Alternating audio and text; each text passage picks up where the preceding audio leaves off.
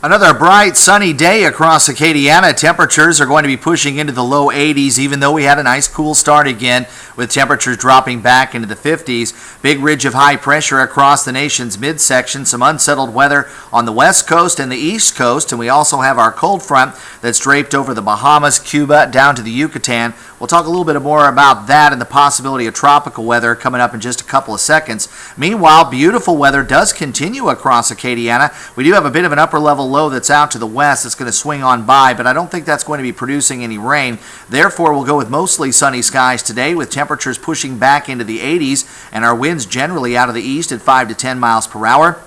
Overnight, we'll see partly cloudy skies. Could see some patchy fog by the early part of tomorrow morning.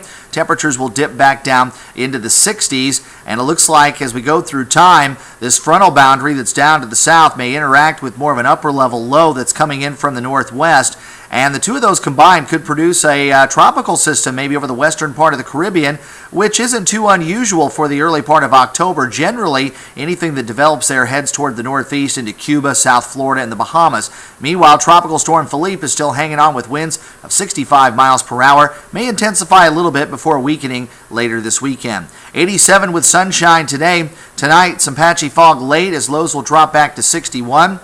Tomorrow, good amount of sunshine again and warm with a high near 88. A little more humid, so temperatures at night won't be quite as cool as we head into the weekend. Highs will climb in the mid-80s, overnight lows in the mid-60s, with the rain chances holding off until the early part of next week. I'm meteorologist Dave Baker in the Storm Team 3 Weather Lab. Thanks for visiting KATC.com.